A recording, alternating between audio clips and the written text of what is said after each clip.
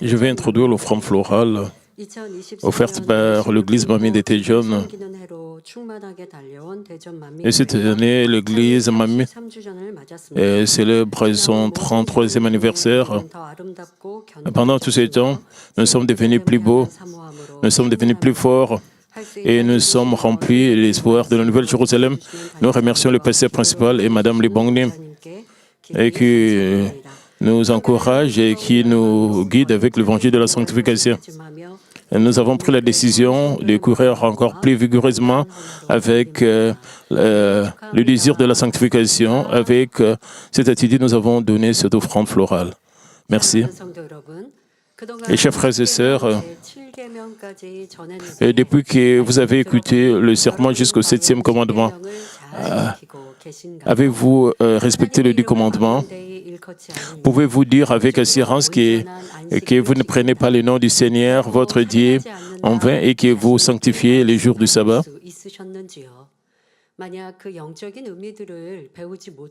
Si vous ne connaissez pas la signification spirituelle de ces commandements, beaucoup d'entre vous peuvent penser que vous les respectez, alors c'est en fait le contraire. Combien nous sommes reconnaissants de pouvoir maintenant comprendre la volonté de notre Dieu le Père. Aujourd'hui, nous allons examiner le 8e commandement. Tu ne déroberas point. Ce commandement a des significations spirituelles et qui diffèrent de la perception mondaine. Au nom du Seigneur, j'espère que vous serez tous enrichis par ces enseignements et que vous deviendrez des enfants de Dieu irréprochables et sans défaut. Chers frères et sœurs, le commandement « Tu ne déroberas point » a des connotations principales. Tout d'abord, il y a la définition charnelle du vol. Cela fait référence au fait de prendre ou d'acquérir la propriété d'une autre personne sans sa permission. Même les gens du monde savent que voler est mal et est un péché. Mais si quelqu'un est accusé d'être un voleur,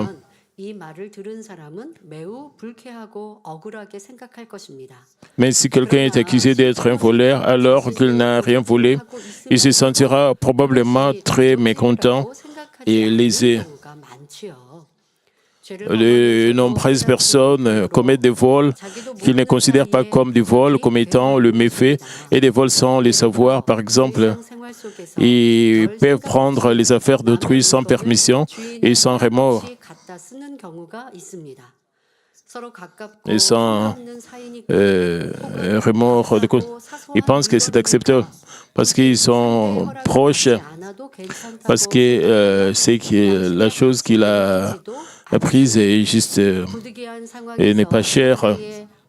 C'est pour ça que c'est acceptable parce qu'ils sont des amis proches et que l'objet est peu coûteux et sans importance. Les personnes qui utilisent les affaires d'autrui par nécessité devraient le rendre immédiatement après, mais souvent ils ne le rendent pas du tout. De telles choses ne peuvent pas être considérées comme un problème dans la famille, mais nous devons corriger cela. Laissez-moi parler des césées. Entre mari et femme, si le mari utilise l'argent de sa femme sans la permission de sa femme, cela n'est pas juste.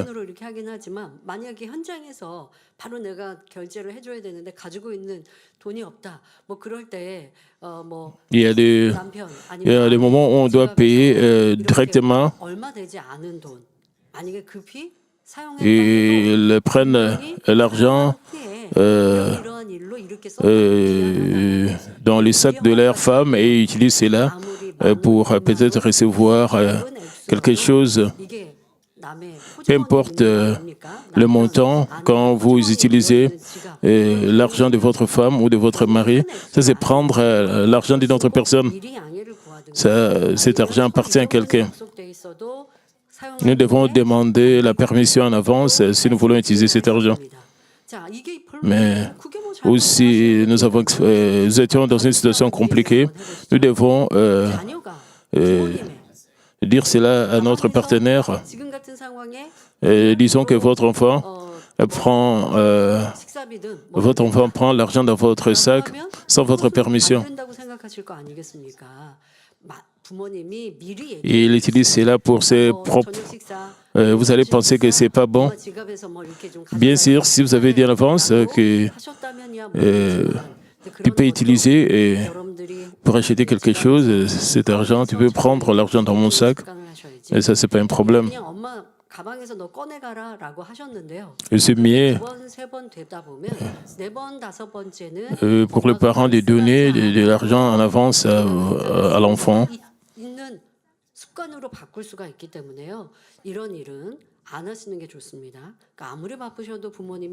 Pour qu'ils ne puissent pas ouvrir le sac de leur mère ou bien. C'est mieux de donner l'argent à l'enfant au lieu de dire à l'enfant d'aller prendre de l'argent dans leur sac.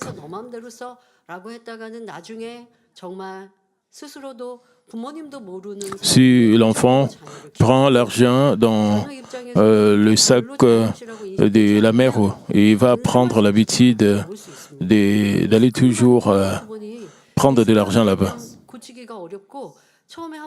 Et quand ils vont développer, les enfants développent une telle habitude, ce sera très difficile pour corriger cela plus tard. Ils vont devenir des voleurs. C'est juste un exemple. Quand l'enfant prend l'argent dans le sac de ses parents, mais c'est aussi un problème entre mari et femme. Même si vous êtes proches, si vous pensez que l'argent, quand il prend l'argent dans les poches de son père ou dans le sac de sa mère, et c'est pas bon, mais disons, et certains parents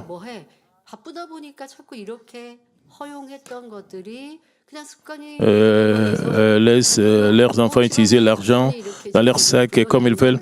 Alors, les enfants vont développer l'habitude de prendre l'argent dans les poches ou dans le sac de leurs parents. Et une fois qu'ils développent une telle habitude, ils vont développer aussi de telles habitudes dans d'autres domaines.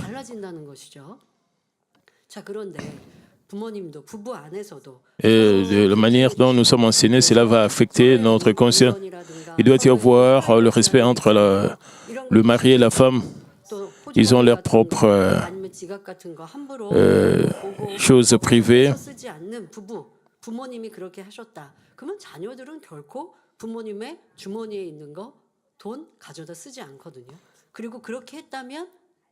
급하게 했다면 나중에는 죄송해요. 이런 급한 일이 있어서 이렇게 했어요라고 정말 민망하게 말씀드릴 것이고 그렇다고 하면 부모님이 양해해 주시면 그건 되는 거지만 그래도 안 돼 하면 다음에는 그렇게 안 하겠죠. 근데 이런 습관들 또 우리 안에 가르침 받은 것들로 나도 모르게 이거는 별거 아니야. 그게 무슨 잘못이야.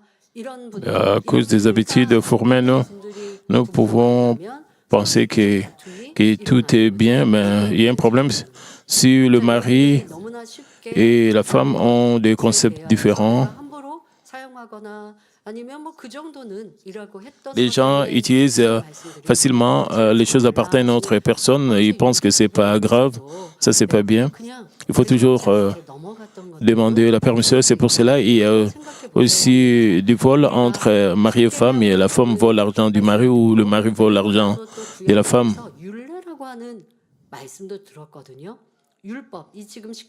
Nous avons appris au sujet des 10 commandements. Nous avons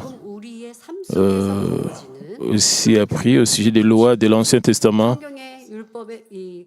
Nous avons appris au sujet des lois et des statuts de l'Ancien Testament.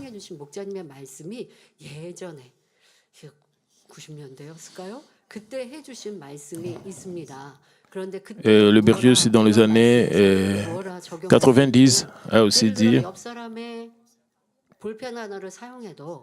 le berger a dit, quand vous utilisez le crayon ou bien le stylo à billes d'une autre personne, vous devez demander la permission de cette personne. 드린 것처럼 돌려주지 않고 내가 사용했어요. Disons que le propriétaire n'est pas là. 작은 소지품들 남의 거 사용하고 그리고 가지고 오는 경우들도 있어요. 저도 결제 시 이렇게 볼펜을 저도 가지고 갈 À 때가 plusieurs reprises, vous utilisez le crayon d'une autre personne et vous l'amenez dans votre maison. Vous oubliez même de remettre le crayon appartenant à une autre personne. 그러니까 이런 것들. 근데 이런 것들이 습관이 안 돼 있으면 어디에서 나는 이렇게 가지고만 오는 사람. 그러면 이게 꼭 고쳐야 되는 잘못된 Il y a des gens qui amènent même le truc des autres. Vous devez corriger tout cela. C'est une mauvaise habitude. Pourquoi? C'est comme si vous utilisez les crayons d'une autre personne sans permission. Ça, c'est pas bien. Vous devez demander la permission au propriétaire du crayon. Vous devez amener vos propres choses pour ne pas utiliser les choses des autres, pour ne pas commettre des erreurs.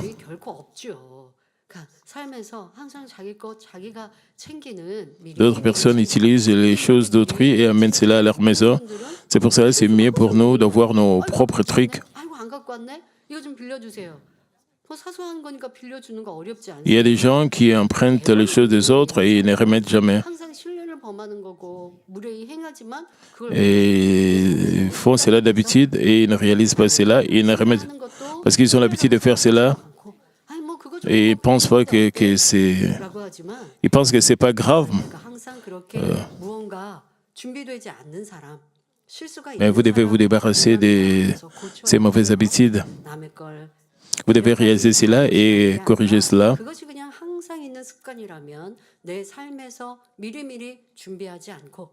남의 것을 더 미리 준비해 주는 이러한 섬김은 없는 모습일 수 있다는 것도 알아야 합니다. 자, 더더욱 남의 것을 내가 쓰고 그리고 돌려주지 않는다. Disons que vous avez emprunté les choses d'une autre personne et vous ne remettez pas, ça c'est prendre le bien d'une autre personne, ça c'est du vol. Ce comportement entraîne non seulement une perte financière, mais également, et cela est irrespectueux. Vous pouvez dire, je n'ai pas manqué du respect à l'autre personne. Empruntez quelque chose de votre patron. Et c'est pas facile.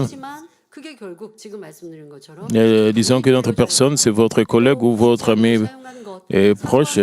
Vous empruntez facilement, mais vous devez vous assurer de remettre ce que vous avez emprunté.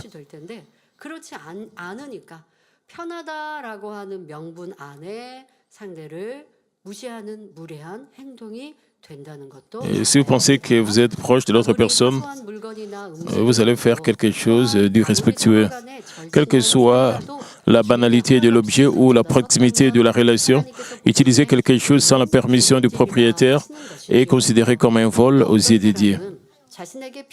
Certaines personnes demandent simplement ce dont ils ont besoin en disant « donne-le-moi » ou « prête-le-moi ». 그냥 달라고 하는 거, 빌려달라고 하는 게 조금 차이일 수 있습니다만은 그냥 너무나 쉽게 그거 좀 donne-le-moi ou prête-le-moi et disent facilement oh s'il te plaît donne-le-moi. Et c'est causer de la perte à l'autre personne. Certains d'entre vous peuvent penser que c'est pas grave, mais si de telles choses s'accumulent, ça deviendra un grand problème. 화장품을 하나를 사려고 했는데 이게 하나 더 사면 조금 저렴해요. 그래서 내가 사려고 했던 것 중에서 조금 더 돈을 보태서 Dans votre famille, quand vous achetez quelque chose, 이거 뭐 원장님 드려야지 아니면 뭐 언니 목사님 줘야지라고 하는 생각으로 구입을 합니다. 그러면 그냥 주죠. 그냥 드리죠. 그러면 우리 les articles quand vous achetez, on vous donne un autre article comme cadeau, 1+1. Quand vous achetez un article, on vous donne un autre article gratuitement. Je donne cela à Madame Lebon. Et Madame Lebon refuse de prendre cela.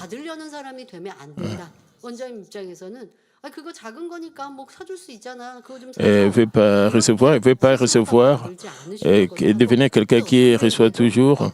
무리가 되지 않게 하려는 섬김에서 나오는 하나하나의 모습이 Elle ne veut pas devenir quelqu'un qui reçoit toujours 아니요. et refuse cela. 사랑하는 마음 항상 크고 또 그렇게 나는 이거 드릴 수 있어서 드렸는데 그거 그렇게 또 값을 주시면 저는 또 다음에 더 좋은 선물을 사드리고 싶은 마음이지 않겠습니까?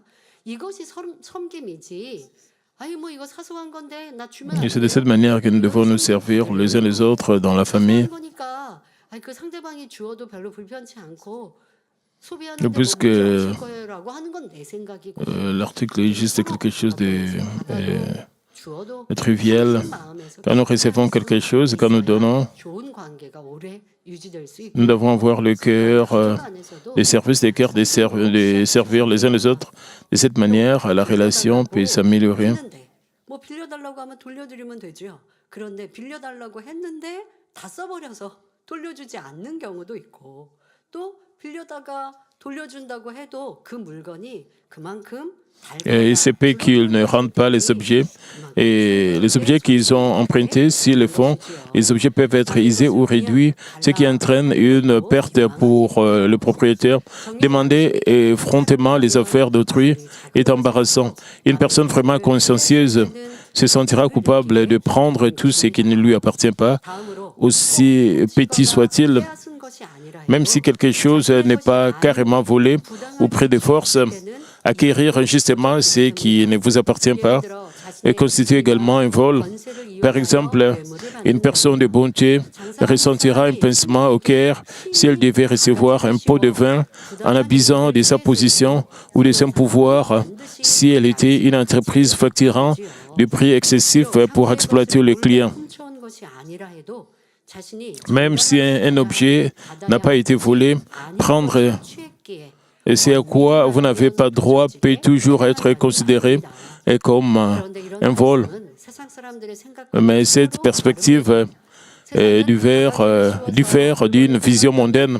Dans le monde, il y a ceux qui se sentent heureux ou intelligents de surfacturer des clients naïfs et ne voient pas le mal.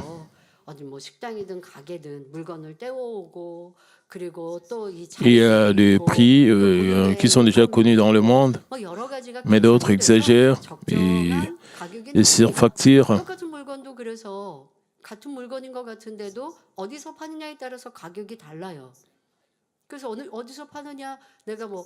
Il y a des prix appropriés.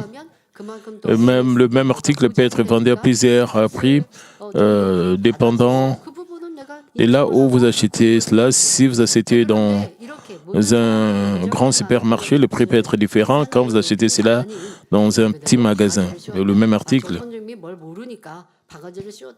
우리나라의 경우 뭐 어디 해외도 그렇겠습니다만은 외국인에게 특히 이렇게 바가지 씌우는 경우 있죠. 뭐 택시비를 막 어마어마하게 부풀려서 받는다든가. 그러면요 이거는 Il y a aussi des gens qui trompent les étrangers, comme le chauffeur de taxi qui trompe les étrangers. Quand vous reportez cela, ils seront arrêtés parce que c'est une fraude. Et quand vous faites des affaires, quand vous faites du commerce, vous ne devez pas surfacturer les gens. Vous ne devez pas faire cela. C'est aussi voler, c'est pas bien.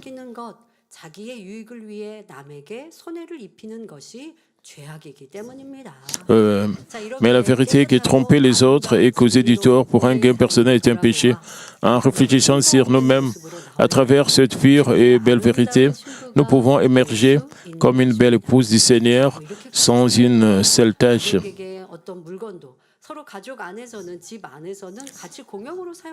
Vous pouvez penser que c'est juste trivial. Il y a des articles que les membres de la famille utilisent ensemble. Je ne parle pas de ça. Il y a des choses personnelles que les membres de la famille utilisent. Quand nous voulons utiliser cela, nous devons demander la permission du propriétaire, même si nous sommes membres d'une même famille.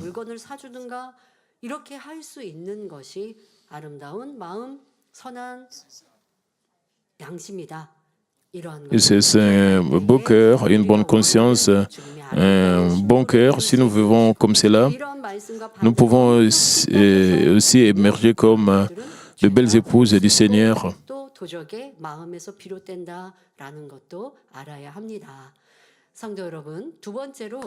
Frères et sœurs, la deuxième connotation est le vol spirituel, en particulier lorsque vous voulez Dieu. Ce type de vol affecte directement le salut. Judas Iscariote, l'un des disciples de Jésus, se vit confier la gestion de biens donnés à Jésus par les gens. Mais il a mal géré ses fonds et est devenu un voleur, se laissant finalement influencer par Satan et trahissant Jésus.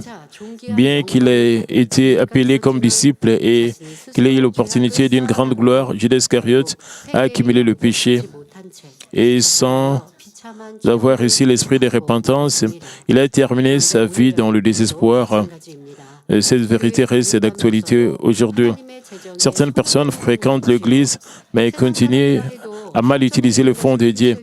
Même les gens du monde ressentent de la peur lorsqu'ils volent dans l'Église, ce qui soulève la question de savoir si quelqu'un qui prétend croire en Dieu, tout en mal utilisant les finances, a vraiment la foi pour le salut. En apparence, ils peuvent sembler vivre une vie fidèle et remplir leur rôle, mais ils sont souvent bloqués par un mur de péché, inconscients de la gravité de leurs actes. Si leurs péchés restent cachés et impunis, c'est encore plus alarmant.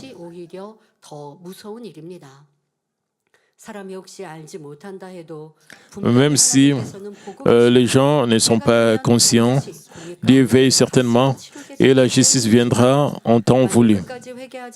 Si une personne ne se répand pas et finit par faire face à cette année de tribulation en tant que voleur de finances de Dieu, combien ils se lamenteront et regretteront. Au nom du Seigneur, j'exhorte et tous ceux qui écoutent à ne pas s'attirer de tels désastres sur eux-mêmes. Même si vous n'avez pas volé directement les offrandes de l'Église, l'utilisation abusive d'objets sacrés ou la mauvaise gestion des finances de l'Église peuvent également être considérés comme un vol envers Dieu. Et cette Église a enseigné, même les pasteurs ne doivent pas toucher les finances de l'Église. C'est ce que même nos églises branches font. Dans l'Église, les pasteurs ne sont pas en charge des finances de l'Église, mais les ouvriers de l'Église sont en charge de celles. Les ouvriers de l'Église s'occupent de l'argent de l'Église et pour s'assurer que l'argent de Dieu est bien utilisé. S'ils ne font pas cela, si le pasteur décide comment est-ce que l'argent sera utilisé, et si le pasteur a des raisons de dépenser l'argent, ils doivent demander la permission ou l'accord de l'ouvrier de l'Église qui s'occupe de l'argent pour que le pasteur puisse utiliser cet argent. Nous devons nous assurer de ne pas créer mur de péché devant Dieu avec les finances de l'Église. Examinons quelques exemples spécifiques. Utiliser de manière imprudente les cotisations des membres ou les fonds qui ont été versés à une mission ou à un groupe sans autorisation pour des raisons personnelles et inacceptables. Facturer les fournitures du bureau pour le travail de l'Église et les utiliser personnellement est inacceptable. Il y a de l'argent.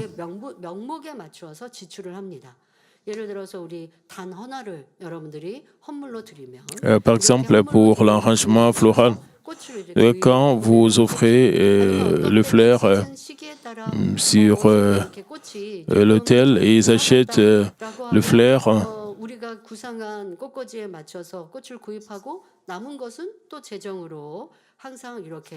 quand le prix des fleurs a diminué, l'argent qui n'a pas été utilisé doit retourner dans le trésor de l'Église. 그래서 적당하게 구상한 만큼의 꽃을 구입하고 그리고 이제 꽃꽂이를 합니다.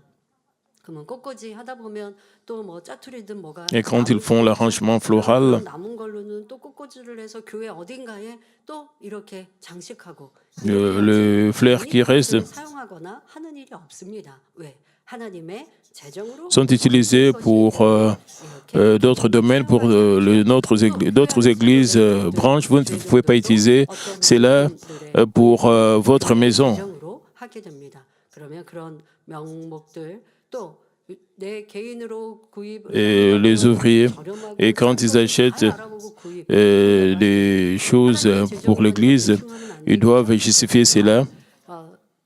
해서 또 그것도 Ils doivent acheter cela avec à bon prix et faire les rapports à l'Église. Ils ne doivent pas acheter des choses trop chères parce que c'est l'argent de l'Église. Ils doivent acheter avec un bon prix et utiliser cela pour l'Église. Parce que quand ils traitent les finances de l'Église, ils doivent faire cela d'une très bonne manière. Ils ne doivent pas utiliser l'argent de l'Église d'une manière privée. C'est du gaspillage de dépenser le fonds de l'Église alors qu'il pourrait être utilisé de manière plus parcimonieuse. Utiliser le fonds non dépensé à d'autres fins au lieu de le restituer est également une mauvaise utilisation des finances. De plus, utiliser les téléphones ou les fournitures de l'Église à des fins personnelles n'est pas acceptable. Lorsqu'ils utilisent des articles fournis par l'Église, les gens les gaspillent souvent simplement parce qu'ils n'en supportent pas les coûts. Mais si vous aimez et respectez vraiment Dieu, vous valoriserez ces biens encore plus que le vôtre, parce que toutes ces choses appartiennent à Dieu. Les parents doivent s'assurer que leurs enfants ne jouent pas avec les enveloppes ou le bulletin de l'Église, ni le déchirent.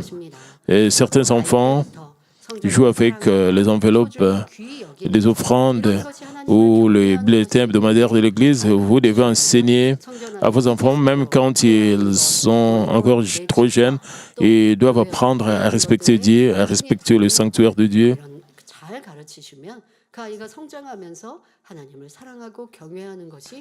Quand l'enfant va grandir, et ça ne serait pas difficile pour lui de nourrir et de respecter Dieu. Bien que ces actions puissent sembler insignifiantes, chaque action peut créer une barrière spirituelle dans la relation avec Dieu. Frères et sœurs, Dieu met en garde contre le vol, en particulier à ce qui concerne le dîme et les offrandes. Malachie 3, 8 à 9 dit « Un homme trompe-t-il Dieu, car vous me trompez, et vous dites en quoi t'avons-nous trompé ? Dans le dîme et les offrandes, vous êtes frappés par la malédiction, et vous me trompez, la nation tout entière. »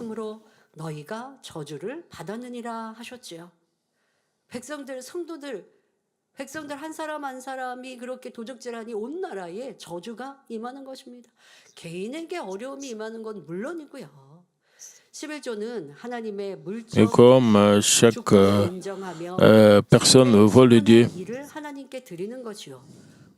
la dîme reconnaît la souveraineté de Dieu, représentant un dixième de nos revenus comme preuve de notre foi. Ne pas payer la dîme tout en prétendant croire équivaut à voler Dieu, ce qui conduit à une malédiction.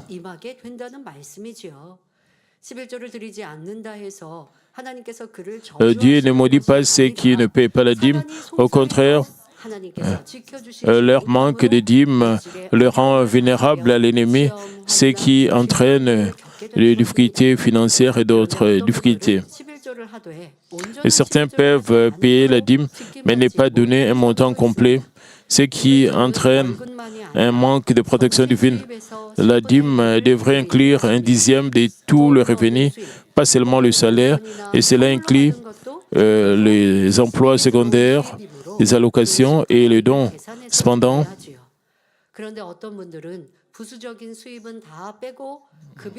Et cependant, certains excluent les revenus supplémentaires ou déduisent les dépenses avant de calculer leurs dîmes, impôts, assurance maladie, retraite.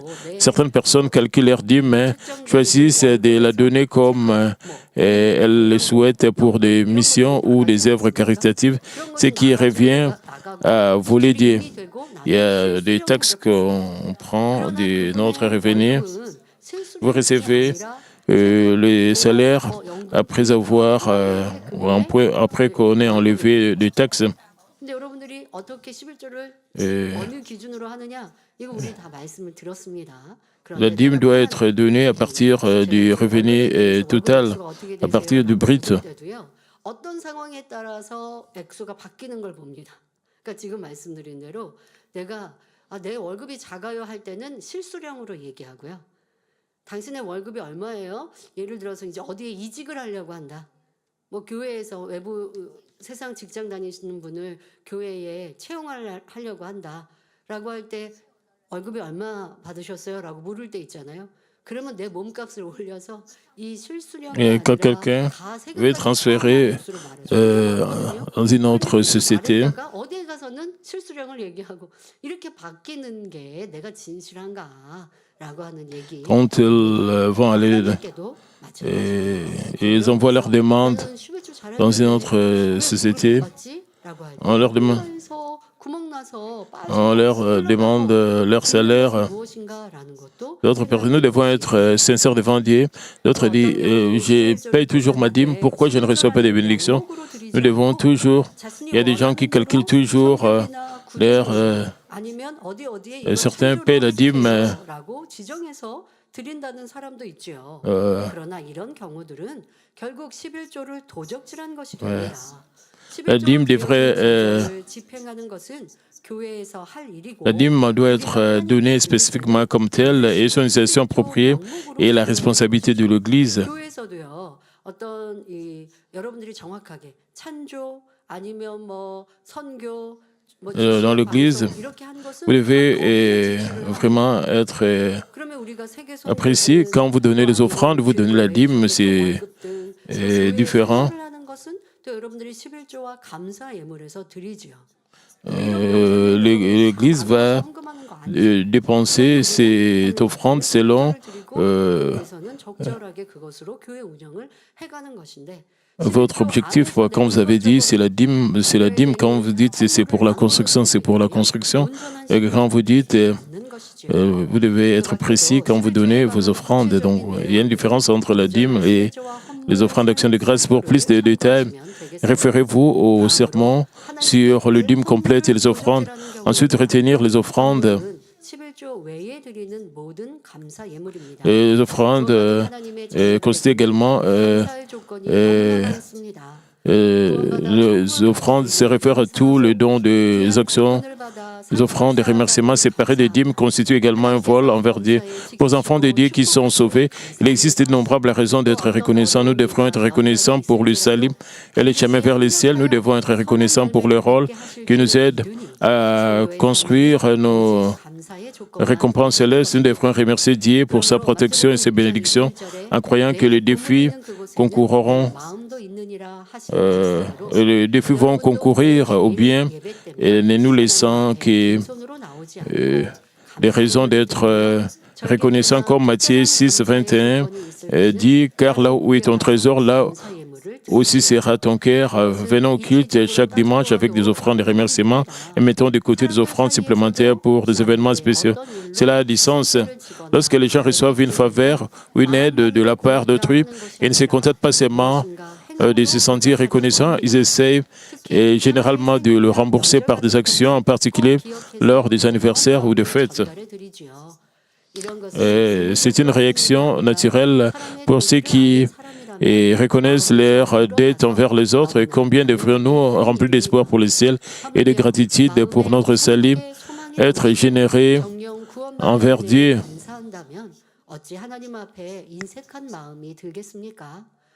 Et chaque semaine, alors que nous expérimentons sa grâce et recevons de réponses à nos prières, et nous sommes inspirés à donner encore plus en remerciement.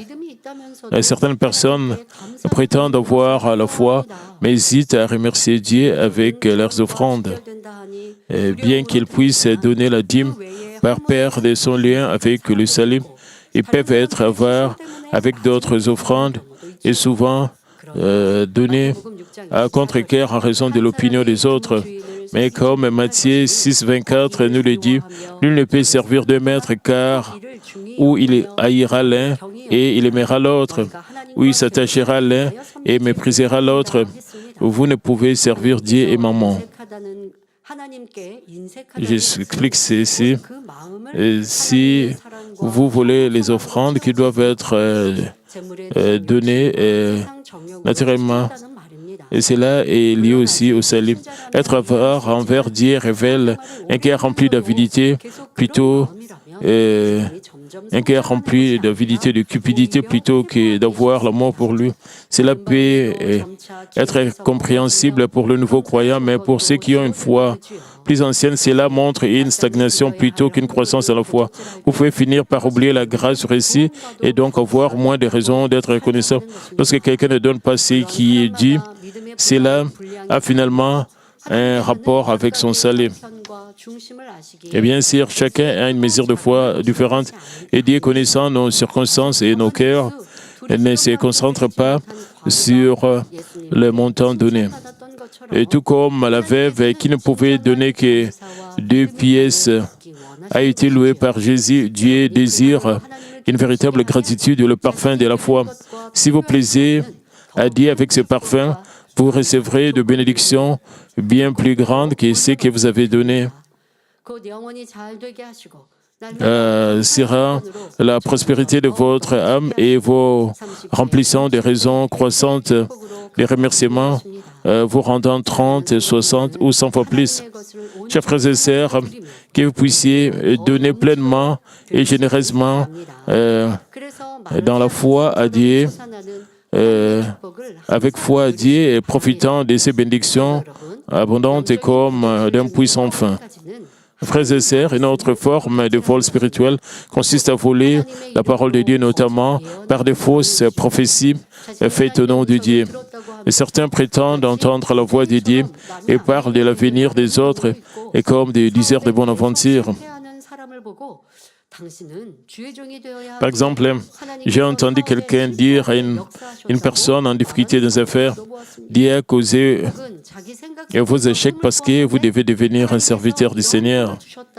Autrement, prétendre qu'un rêve ou une vision vient de Dieu en disant que Dieu vous a donné ses rêves, vous a montré une vision, et constitue également un vol de la parole de Dieu. Et cela fait un usage abusif du nom de Dieu, semblable à l'explication du 3e commandement.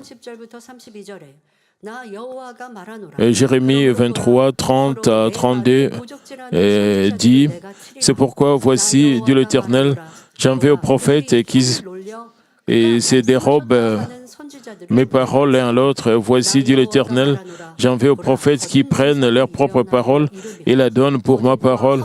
Voici, dit l'Éternel, j'en vais à ceux qui prophétisent des songes faux, qui les rencontrent et qui égarent mon peuple par leurs mensonges et par leur témérité. Je les ai point envoyés, je les ai point donné d'ordre et ne sont d'aucune utilité à ce peuple, dit l'Éternel. Bien sûr, comprendre et proclamer la volonté de Dieu sous l'inspiration du Saint-Esprit est louable, mais il est essentiel d'examiner si vous êtes un instrument approprié pour transmettre la parole de Dieu. Le Dieu saint ne révèle pas sa voix à n'importe qui. Il choisit ceux qui sont purs et libres du mal, et qui sont sans mal, et pour déclarer sa volonté. Je vous exhorte à toujours garder votre bouche avec vigilance et à éviter de voler la parole de Dieu dans vos pensées. 오늘은 도적질하지 말지니라 하신 말씀에 대해 설명했습니다. 남의 것을 주인 몰래 Chers frères et sœurs, aujourd'hui, nous avons examiné le commandement « Tu ne déroberas point ». Il s'agit de prendre la propriété d'autrui sans permission et de l'acquérir injustement. Nous avons également abordé le point voulu dire « Si vous ressentez de la culpabilité ou de la honte lorsque vous prenez quelque chose, vous devez réfléchir à vous-même. Recherchez un gain personnel en prenant ce qui ne vous appartient pas, attriste le Saint-Esprit et trouble votre conscience. 내가 지금까지 가르침 받고 살아왔던 것이 좀 C'est que votre conscience vous enseigne. 남의 것을 Certains d'entre vous peuvent devenir insensibles, même après avoir utilisé le bien d'une autre personne. 무리할 수 있고 Vous ne pensez pas que c'est grave. 그것이 혹여 남의 것을 그저 Vous allez terminer à être irrespectueux. 도적질하는 것에 해당할 수 있는 Et en prenant habituellement le bien d'autrui, les choses d'autrui, finalement vous allez voler, mais vous ne ressentez pas cela. Cela signifie que votre conscience est devenue insensible. 분들 있을 수 있어요. 그런 분들은 자기를 돌아볼 수가 없잖아요. 그러니 이런 말씀을 기준하여서 내 습관들을 한번 Vous devez avoir la parole de Dieu comme standard. 습관이 돼서 깨우치면 안 된단 말이죠. 그러니 말씀을 기준해서 그리고 내가 사람들에게 쉽게 달라고 하거나 또 가져다 쓰거나 Vous devez avoir la parole comme ça. Vous devez vérifier si vous prenez facilement les biens des autres et vous ne remettez pas. 그러나 주는 것도 좋지만 남의 것에 대한 가져다 쓰지 않는 Telle personne 만들어가야 하는 것입니다. 자신을 구하여서 내 것이 아닌 것을 취하고 ne doit pas prendre ou utiliser le bien des autres. 바로 깨우쳐서 Ils doivent corriger cette mauvaise habitude. 꼭 물건에 대한 도적질이 아니라 해도 Recherchez un gain personnel en prenant ce qui ne vous appartient pas. Attristez le Saint-Esprit, votre conscience. Par exemple, même si vous ne volez pas physiquement, le fait d'être 감당하지 않을 때도 performant au travail tout en étant payé ou de négliger vos responsabilités peut toujours troubler ceux qui ont une bonne conscience. 다가옵니다. 벌써 여러분들 1년 Maintenant, nous allons vers la fin de l'année. 이제 1년을 12월에 마무리하기로 고쳤단 말이에요. 예전에는 11월로 마무리를 하고 12월부터 새해 체제로 들어갔더니 이게 12월에 이도저도 안 되게 보내시는 거예요. Avant, 여러분들 마무리와 nous avions l'habitude d'avoir les élections pour l'année prochaine au mois de novembre. Pour le moment, nous avons changé cela. Nous avons nos élections au mois de décembre, 투표를 할 때야 여러분들이 les élections des leaders. Comme nous allons vers la fin de l'année, nous devons vraiment nous examiner. 특별한 경우가 아니면 사명을 내려놓게 하지 않는 일들 이런 경우도 한번 주의종들은 살펴보아야죠. 예를 들어서 내 상황상 지역장, 도장, 구역장은 특히 여지조구는 열심히 이 Et certaines personnes ont la fonction de leader des districts ou de leader des sous-districts. Ils sont vraiment dévoués, mais ils ont aussi des situations de leur famille. Ils ont aussi des problèmes de santé. Ils ne peuvent pas vraiment s'investir dans leur fonction comme ils veulent. Ils doivent céder à d'autres. Ils vont laisser les autres prendre cette fonction pour que les autres puissent porter beaucoup plus de fruits. Si vous êtes paresseux ou paresseuse dans votre fonction comme leader des districts, leader de ce district, c'est mieux de laisser qu'une autre personne puisse prendre cette position et pour que cette personne puisse porter beaucoup plus de fruits. 그 또한 덕이 되는 것이죠. 그런데 그렇지 않고 한 번 주어졌으니까 나 이거 놓으면 안 돼. D'autres qui veulent aussi avoir une fonction, mais la situation ne vous permet pas, vous devez laisser aux autres de faire cela jusqu'à ce que votre situation deviendra meilleure. 또 내 유익을 구하고 있는 이런 양심으로 내가 나를 만들었지는 않았나 살펴보아야 합니다. 자, 또 하나님께 매여 있는 사람이 하나님께 드려지기로 Lorsqu'une personne engagée envers Dieu utilise le temps perdu pour les affaires personnelles, cela équivaut à voler du temps au royaume de Dieu et conduit à une conscience troublée. Pasteurs et lévites, ils sont payés. Ils ont du temps désigné. 퇴근을 한 집에서도 성도들이 어떠한 상황에 대해서도 살피고 Le verset nous enseigne. 있으면 또 전화로 상담도 하고 기도도 해주는 것이 주의점들의 역할이죠. 하지만 그래도 또 정해진 시간에 일을 해야 Il n'y a pas d'heure de travail. Nous avons du temps désigné pour notre travail en tant que pasteur et ouvrier de l'Église. 하나님 앞에 드려져야 하는 시간, 약속되어 있는 시간을 내 마음대로 사용한다. 이것은 도적질하는 Et d'autres concentrent la plupart de leur temps pour l'œuvre de Dieu, mais utiliser le temps de Dieu pour des choses personnelles, c'est voler le temps de Dieu. Même si vous venez à l'église, vous ne portez pas de fruits, vous perdez aussi le temps de Dieu. Vous devez être troublé dans votre conscience.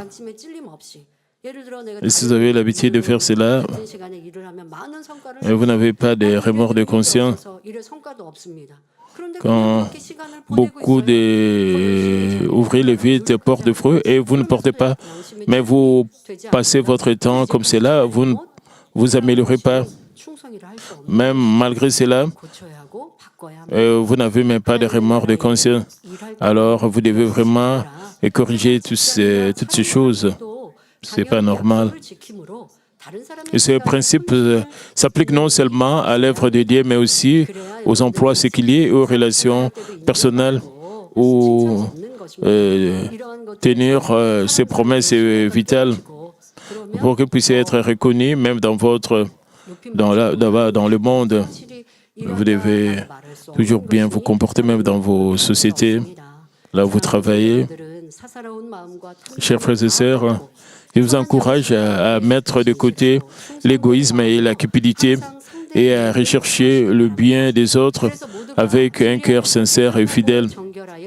Que vous tous, au nom du Seigneur, émergez et comme des enfants de Dieu purs et irréprochables dans la vérité. Prions tous concernant ce message. Père éternel, merci encore pour ce message combien important concernant le 8e commandement. Tu ne voleras point. Permets que nous puissions comprendre l'explication du vol physique et l'explication du vol spirituel. Permets que, Père, que nous puissions vraiment appliquer ces commandements dans notre vie pour que nous puissions te glorifier partout où nous serons avec le Saint-Esprit. Merci Jésus-Christ au nom de Jésus-Christ. Amen. Maintenant, je veux prier pour les malades. Si vous êtes malade, posez votre main sur votre partie malade. Si vous n'êtes pas malade, posez votre main sur votre cœur et recevez cette prière pour le désir de votre cœur. Père Dieu de bonté, s'il te plaît, pose ta main sur tous les croyants qui reçoivent cette prière et sur tous les membres de ma famille qui participent à ce qui est sur Dieu, sur Internet, sur d'autres médias. S'il te plaît, pose ta main sur eux, de pieds jusqu'à la tête.